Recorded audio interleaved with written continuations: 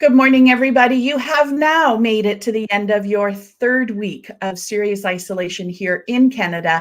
In other parts of the world, you're either starting isolation or you're ending isolation. Wherever you are today, we are so happy to be connecting with you. The number one stress that I'm being presented with each and every day from my clients and people who are reaching out for help is money. You might be listening having seen your entire business disappear in the last 2 weeks. You may be listening having so much work that you don't know what to do right now. You may be listening here not knowing how you're going to be feeding your family or where your rent's going to come for your store. Wherever you are, Liz and I are here to meet you today and help you get access to the cash and capital that you need that is available to you. So let me introduce my guest, Liz Schieck. Yeah. Liz is from the New School of Finance. They are an amazing team of women who support entrepreneurs, particularly those that are running small business, to manage and accelerate their cash. And I'll let you introduce yourself, Liz. I've known Liz and Shannon for a couple of years now. We keep crossing paths. We've shared many stages together, and they are often my go-to when it comes to just going for the goods. I love that they're straight talkers. So Liz, tell us about you. Hi. I'm a financial planner, a certified financial planner at the New School of Finance, and we are an advice-only financial planning firm, which means that we don't actually sell any products. We don't lend money. We don't sell investments. We don't give out mortgages, any of that stuff. And so when people come to us for advice, they're getting totally unbiased advice. We have no stake in what they actually do. We're just trying to educate people and get them the help that they need. And so that's what we do every day. We have online courses. We do events like this and talks, and our biggest part of our business is one-on-one financial planning meetings, which right now are all virtual, as is everything in life, but normally are in person in our offices in Toronto. Nice. Well done. Well, Liz, thanks for taking the time. I know that your time is very, you're in demand right now. We're getting lots of questions, we're trying to help as many people as we can. Awesome. Hey, our goal today, Liz and I have been talking about this. Our goal today is just to share facts about what's available, who qualifies as of today. And let's be clear, the recording today is on Friday, April 3rd, 2020. It is 9:30 in the morning. This can change at 10 o'clock in the morning. This could change at 1 p.m. And so if we need, Liz, I hope it's okay. We can bring you back, Definitely. Get some straight talk again. But as of this morning, this is what is accurate. On Monday, the Canadian government is opening portals for entrepreneurs to start applying for access to cash and capital. The two main ones that keep being talked about are the Business Emergency Response Benefit, or BERP. Do you have, is that seriously like burp? I think that's a combination. I think it's the BCAP and the CERB, and we might have merged them a little. Business. Oh yeah, the CERB. You're right. CERB. I have business, but it is Canadian Emergency. Burp. Bit better than burp. By talking about the CERB, the Canadian Emergency Response Benefit. Now that's the one where if your income has come to zero over the last two, and I'm not talking $1, I'm talking zero. So you have zero income, and the likelihood of you having income in the next 2 weeks is zero. Can you talk us through that one a little bit? Absolutely. So the CERB, the Canada Emergency Response Benefit, what's great about it is that everyone is eligible. You don't have to be EI eligible. So you can be someone who's self-employed who normally wouldn't be able to apply for employment insurance. You might be eligible for the CERB. And so how it works is it's going to be it's the same amount of money for everyone who qualifies. It's $2,000 for a 4-week period. And you have to reapply every 4 weeks to get the next chunk of money. So for the very first time that you apply for that chunk of money, you have to have had 14 consecutive days with zero income in the previous 4 weeks. So 14 days in a row out of 28 days have to have had zero income. And then you'll get your $2,000. But then after that first chunk, when you reapply, you have to have had zero income for all 4 weeks. And so the first kind of installment is a little bit more flexible than future installments as of right now. And so the big issue is, for sure, I think people whose income hasn't dropped all the way down to zero. People who are still seeing some income coming in, but not anywhere near enough and not anywhere near where they were before. So I think that's the challenge right now with the CERB. One of the things that we're like talking about with self-employed people who I think this affects the most, because if you're an employee, it's much more common that your income would just drop and be gone. But when you're self-employed and it kind of can trickle in little contracts here or there, is keeping an eye on that 14-day period. Like and in no way do I want people to be trying to like game the system. This is an emergency response benefit that is there to protect people who are in crisis. But I also think that sometimes it could make sense for this first one. If you haven't invoiced people, are you going to wait to invoice people? Are you going to invoice people right away? Are you going to continue doing work? Are you going to be turning away work? The problem with this gap of zero income is it's kind of counterintuitive to what I think the goal of the government is, which is to keep people working, keep people taking clients when they can, keep people employed with their employers so that everything can kind of bounce back as quickly as possible when all of this ends. And so my hope is, I do think that quite a few people who are self-employed will see this 2-week lull, because I mean, what I've seen is that especially it's backdated to March 15th. So what I have seen is that the first couple of weeks of this, of when most people went into isolation, honestly, a lot of people were kind of in like shock. And everyone kind of retreated into themselves and people were scared and not spending money. So I do think a lot of self-employed people will see a 2-week drop in income during that time. So then you should apply to the CERB if you have that 14-day thing. And that will pay you out for the next 4 weeks. What I am hopeful is that by the time it comes to apply for the next 4 weeks, where as of right now, you should have $0 of income, I'm hopeful that they will have adjusted who is eligible and the income requirements at that time, so that maybe you'll get through this first 4-week period of $2,000, and then maybe the eligibility and the requirements will have changed by then, because the government, I think, I am hopeful that they're listening. They're getting lots of feedback from small businesses and sole proprietors in particular that that a drop down to zero is counterintuitive and not particularly helpful for a lot of the smaller businesses. And I've heard a couple of women sort of asking the question of, it feels like it's better for me to just close shop completely, get the 2,000, and then, reassess every 4 weeks.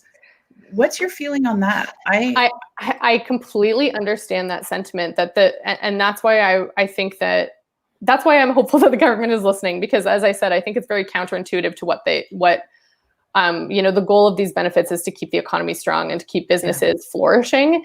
And I absolutely agree that for a lot of people, they're feeling like, fine, I'll just shut it down. I just won't take clients right now. I'll just shut it down, because I can't be guaranteed to make enough, and I need that 2,000. I don't know what's coming, and I'm afraid, and the 2,000 feels like a sure thing, and my business doesn't feel like a sure thing. And so I hear you. I've been hearing this constantly, and I don't want that to be the strategy that people employ. I also understand that everybody's in a different boat. Everyone's finances, like, people have to do what they have to do. They do. But this is why I'm like, I want everyone to keep talking about it. I want people to, if they have the capacity, I know the brain fog right now is real. People are coming out of it. Yeah. If you have the capacity, like, write your MP or your MPP, or your even your local, your city council person, your like local BIA, if about any of your concerns as a small business owner, because I do think, a couple of weeks ago, all we saw was a 10% payroll remittance wage subsidy. And now that's changed dramatically because of the feedback. Right. So they're listening. They are listening. And listen, at the end of the day, the government's goal is to keep people off of the CERB and off of EI as much as possible. And I got to be honest, I think this is where sole proprietors and the smaller micro businesses and small businesses really have an opportunity to step in here and dig deep because we can single-handedly be pulling those people off CERB, but we can't if we don't get the help that we need as well. Absolutely. Absolutely. Yeah. Okay, so now let's talk about the BCAP, the Business BCAP, yes. Credit Availability Program. Talk to us about that. Yeah, so that one is basically, it's a loan, essentially. So what is going to happen is that people can get these interest-free for a period loans to help bridge the gap, basically. And so there's going to be flexibility to get these loans. I don't know if this is actually the BCAP, actually, now that I'm looking at this. What I'm thinking of is those $40,000 interest-free loan. So it's interest-free for, I believe, 1 year. Mm-hmm. And then if you have repaid it by, I think it's December 2022, mm-hmm. Then 10,000 of it might be forgiven if certain criteria are applicable to you. So I know a lot of businesses are like, oh, debt, I don't want to take on debt. Mm-hmm. My view of this loan is it's a short-term solution. And if there's the ability that you can see when this is all over that you'll have to repay it, like I said, we do what we need to do. We got to fill those gaps. I also think that the main reason that this is being introduced is to bridge the gap in when this funding money from the government is actually going to land in people's pockets. Because a lot of people had to pay rent on Wednesday for their stores or their offices, or their homes. A lot of people have to do, if they have employees, have to do payroll, and the wage subsidies and stuff have not come in yet. And so what I think where this loan especially shines is if you can use it as a stopgap measure. And then the goal being when whatever assistance from the government that you qualify for, whether it's CERB or the wage subsidy or what have you, when that comes in, that we immediately plunk it back on that loan, and we can use it as this like borrow and then pay back and borrow and pay back. Yeah, I think that that's a real gift. And you're right.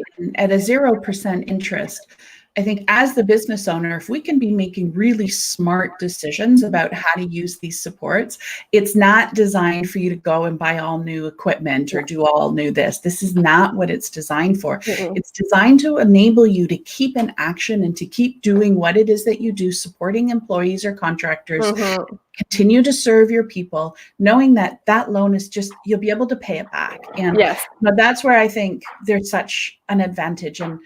But let's also talk about the parameters of that loan, because they're very specific, and they actually are opening the gap to what's available to most entrepreneurs. So it is only available if you're a corporation, correct? Yes, correct. Okay. So you must be incorporated in order to qualify for the loan, and you must have paid $55,000 in employee salaries. That does not mean contractors. Yeah, so you have to have, I believe it's between 50,000 and 500,000. 50,000 and 500,000 in payroll. I think it's a million, but maybe it is a million. Yeah. Not contract workers. Correct. Employees on payroll. And so, I mean, it's really great for small incorporated businesses. I'm thinking about retail shops and, small restaurants and that kind of thing, who can use this to, it really, I think it's most well used in combination with the wage subsidy, which we'll talk about it, I'm sure, in a few moments, where people the goal is to rehire staff that you may have laid off, or to not lay them off in the first place. And while we have to wait for that wage subsidy money to come in, we use this loan as a stopgap measure. But I think it's interesting because it helps people. Like I said, the eligibility is 50,000 to $1 million or 500 in payroll. But obviously, if you're a company that has $1 million in payroll, 40 grand is not going to help you too much as a short stopgap measure. You're not going to be able to use it to pay everyone. So I do think that even though those are the parameters, that it's open to a wide number of people, I think it's really going to shine with smaller incorporated businesses that have maybe 5 to 20 employees. So I think that it's a great measure for people in that gap who really already, like you said, don't have the kind of access to capital from financial institutions and stuff like that, that bigger we'll companies get might there. have. Yeah. But I also think that this is where the biggest gap is prevalent. Yes. Because there's a whole, I call them the unseen entrepreneurs. There's a whole microcosm of entrepreneurs that are not being seen through that loan, who would benefit so much and be able to keep their businesses going. So those that are sole proprietors but are running, you know, quite large businesses, but simply as a sole proprietor. Yeah. And also those in corporations and the sole proprietors who employ contractors. Yes. You know, we are in a gig economy, and so we are. have to be keeping up with the times here. And this is where our opportunity is to be heard and to be seen, and for the government to see that we are running big businesses. We're running multi-six-figure businesses. When I think about the amount of tax I pay in a year, it makes your eyes water. Like it's massive. Yes. And I'm grateful because it's reflective of the revenue that comes in. Of course. Yes. And I always like to spin it that way. Hello, we don't qualify. So yes, and I think that you know, you make a great point. We are in a gig economy. Like some of the biggest companies in Canada, the banks, whatever, they employ people as freelancers, as independent contractors, as contract workers who are not employees. And so those people are not on their payroll. Why would small companies, a lot of them are doing the same thing, especially if you're a sole proprietor and you have you know, you don't need someone for a full year to do the one job all the time. You need people for certain seasons. You need people for certain jobs.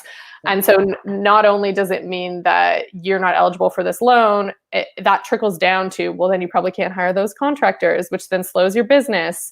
Or if you're someone who like is in the business of selling actual goods, you might, if you had a slow month in March because of the slowdown, you can't use that loan to buy more like of your product to sell in April. It's the trickle down of it is huge.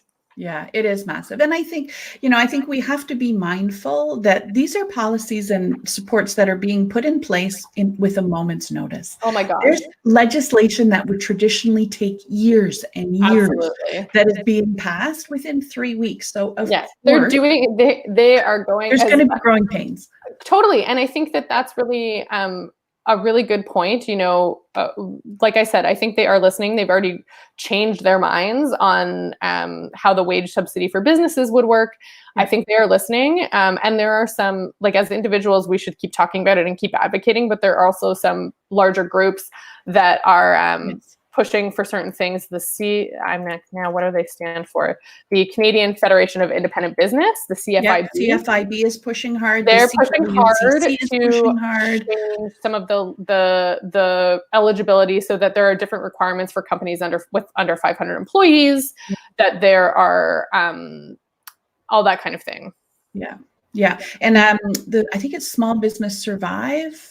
There's another, we'll put the links in the show notes below this, but they've got great, it's just a united voice. And here's where we as entrepreneurs have a huge opportunity to reach out and connect with others who are also that voice. CFIB, CWCC, you know, I'm doing my little bit as just a sole person.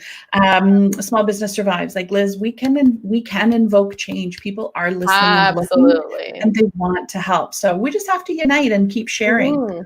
Okay, so then we have the wage subsidy. Now that applies to corporations who have employees. Talk us through that. It actually applies also to sole proprietors and partnerships, as well as corporations. But again, you have to have payroll. So the wage subsidy is open to any small business, incorporated, partnership, sole proprietor. There's no requirement for the number of employees you have to have or the parameters around how much payroll that you have to have, I believe. It's just, but you do have to have people on payroll. So as a sole proprietor, I don't know any sole proprietors who pay themselves through payroll. I don't know if you do. That's really not how that works. And so if you're a sole proprietor and you have employees, which many sole proprietors do, they do have employees, your employees would be eligible. And so like you can get that wage subsidy to pay your employees, but it's unlikely for a sole proprietor to be able to get that wage subsidy to pay themselves. Well, that was the next thing I was going to ask, is I keep getting asked that question. And the question is, well, I have an incorporation. I pay myself payroll. Do I qualify for that? And the answer is yes. From what we've seen, yes. So there were still some of the things about if you pay yourself as an employee on payroll, I haven't seen yet any, and we're still waiting to see some of this roll out, right? Like this is 48 hours old or whatever this news. I haven't seen any restrictions on business owners the way that there sometimes is for like things like EI. It will pay 75% of wages up to $58,700 a year. So basically you can get $847 a week for, that's the max for employees. It will pay 75% of people's actual wages, but that would be the maximum. I haven't seen any restrictions on actually paying yourself through that.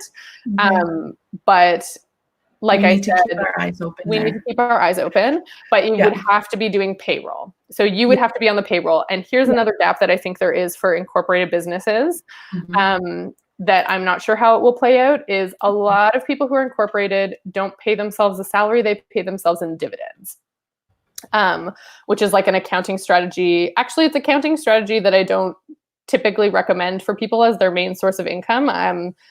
A little free advice out there. If you're incorporated, you might want to talk to a financial planner about whether it makes sense for you to pay yourself as an employee or solely with dividends. The main thing being that dividends, you don't pay into CPP with them. So you're missing out on that pension plan. And it's not eligible income for things like it's not employment income, it's investment income, basically. And so I'm not sure people who do pay themselves regularly, but who are paying themselves that way. Like I think there are a few gaps. The big thing to be eligible for that wage subsidy is that you have to have seen a 30% reduction in revenue from this time last year. They have said that there might be some exceptions for startups and that kind of thing, because obviously if you launched your business in March 2019, you probably, hopefully, aren't seeing a 30% reduction from then. And so they have said, yes, that businesses that didn't exist before, I think February 2019, there'll be different requirements. But I think even still, what we're hearing from a lot of our clients is that 30% is still a huge drop. I think that a lot of small businesses, the margins are very, very tight.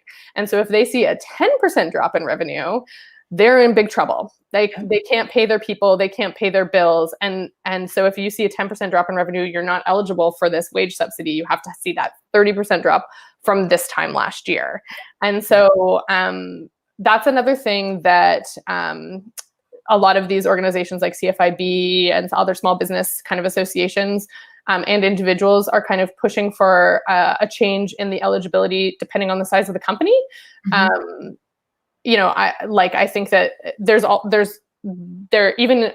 might be some flexibility. I'm hoping for businesses who experienced a major event. Those are the words that are being used. But I mean, I think about how many small businesses, people take time off because they have a kid.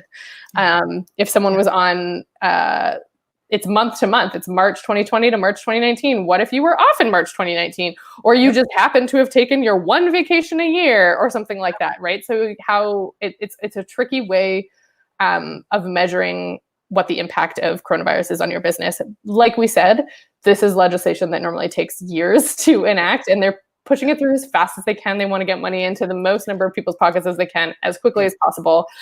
I am hopeful that, like with the CERB, that they'll roll this out and start getting money into people's pockets, but that perhaps by some of the next reporting periods that we might see some flexibility on some of those parameters. Yeah. And I think, when you look at these and the quick turnaround, it really is to help those that are in the most dire of financial straits immediately. And thank God that's what we have to do. Absolutely. We have to get money in the hands of those who need it as quickly as possible. Absolutely.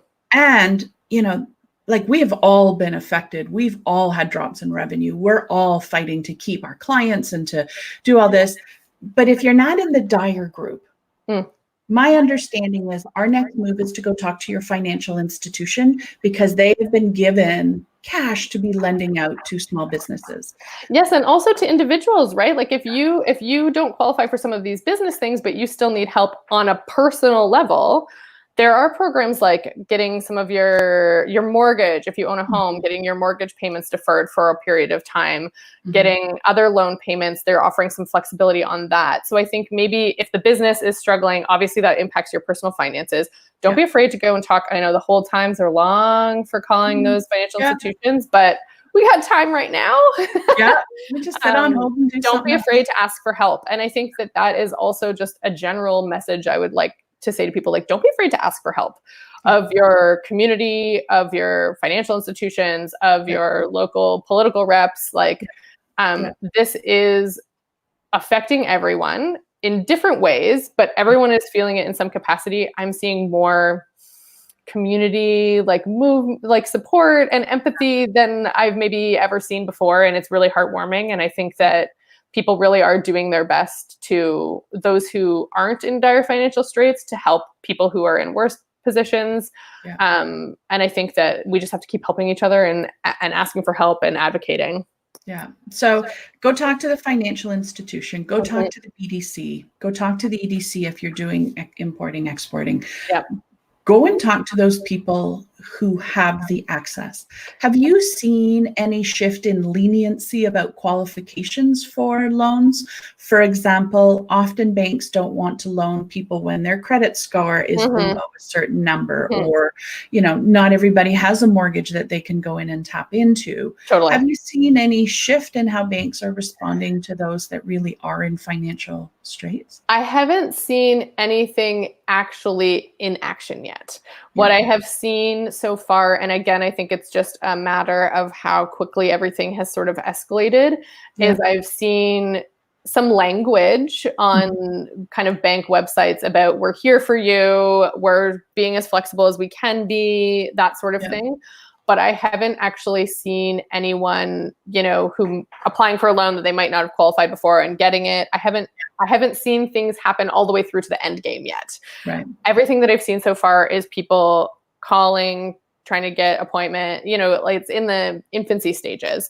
So I don't know whether they're going to, I hope so. I think that they have the capacity. One thing that I heard is that if you are calling or talking to your financial institution about, ways that they can support you, to specifically say when you're talking to them that you need support because of COVID-19, because you actually have to, a lot of them have internal policies where someone has to identify that that is the issue that is happening for them to kind of escalate it to that level of flexibility, and they can't prompt you, right? They can't say, is this because of coronavirus? So be straight up. If your business is being affected for this reason, or your personal finances are being affected for this reason, say that right from the gate, and just ask about everything. I kind of think about it like, if you've ever had like a flight be canceled or something like that, and you're in the airport at the counter and they're like, we can put you out in 3 days. And you're like, what about on a different airline? What about from the other airport in the city? Like, don't be afraid to ask those questions. What if you bust me? Like, how can we make it and be nice, right? They are just doing their best. Under the same stress that we are under as well, by the way. Oh my gosh. Yes, absolutely. Absolutely. It's like, be nice to everyone who's working right now, who, especially, your service providers, your grocery store workers, people are burning out. The people who are still working, most of them are in hyperdrive. So the other thing that I think I've been counseling my women on, and I'm not a financial advisor in any stretch, I do want to fight for my women to get access to the capital and cash that they need and that they deserve right now to be able to keep going, is have your numbers ready to go. You can't go in there a hot mess. You got to go in with your P&Ls up to date, your profit and loss statements up to date, get your balance sheet up. So if you do nothing else right now, before you go to the bank, go and get your accounting up to date. Use an Excel spreadsheet. anything to be Yes. able to go and share data. Here's where my business was March 13th. Here's where it is now April 1st. I've lost X percent. Here's what I have contracted. Here's what my expenses are. Here's where I've been cutting. How can you help me? 100%. Go with data. Go with data. Do that. And like, to further that, I think for any and all of these benefits, we've been telling people, if you don't already have access to your MyCRA account, get access to that. Set that up now before everything opens. If you if you haven't done your 2019 taxes, the deadline is extended. We're encouraging people to still file on time. You don't have to pay on time, file on time. We don't know yet. A lot of these benefits, it seems like, will not be specifically linked to your 2019 taxes, but having that up to date benefits you from being able to show numbers. And if there is things in the future that are, there are some government benefits, like in personal benefits, like child tax benefit or the GST, HST rebate or the Trillium benefit in Ontario and that kind of thing, that are based on taxable income. And you might end up being eligible for more government supports based on your income for 2019, even separate from this whole crisis. So get if you do nothing else right now, I agree, get your numbers set and ready to go so that you can go into, whether it's to the government or to your financial institutions or new financial institutions, and say, here's my stuff. Here's my books. They're all in order. How can you help me? This is what I need. Yeah, this is what I need. This is what I need. And I think that that's important, because a lot of, we need at least the CERB to go to those who are desperate right now, not to those who've been like, oh my gosh, I've lost some business. I don't have money. I'm going to apply. No, you don't need it yet. Go and get more business, but leave it to those who need it. And let's go and be a little bit creative in terms of how we get it. Liz, you're an amazing woman. Thank you for fighting the fight for many of us. How can we reach out and connect with you if we need? Yeah, so the best way to reach out to us is either through the New School Finance Facebook page. If you reach out there, we can reply, or shoot us an email at info@newschoolfinance.com. Okay. We also have a blog post about all of the benefits and government supports that we are updating every single day as new info comes out. So maybe we can share that. So that let's put that link in the comments as well. Click there. I'll send it to you right now. So yeah, we're trying to update that as fast as we can every day as new info comes out, so that people, because the government language, it's changing so fast, it's hard to make sense of. We're trying to interpret it and make it clear. There's a lot of information for businesses, individuals, all that stuff. It's all on that post. So that's another thing. Check that out and reach out if you need some kind of one-on-one support. Will do. Thank you so much, Liz. And Thanks for the rest of you listening, you're welcome. For the rest of you listening, I will be back on Monday morning at 9:30. I am going to take the weekend to just pull myself back together. Heck yes, yeah. Everybody needs to still take that rest so that I can keep fighting the fight for you next week. And if you are in trouble, please reach out and ask for help. That is a sign of strength, not a sign of weakness. And you are going to get through this. See you later. Thanks, Liz.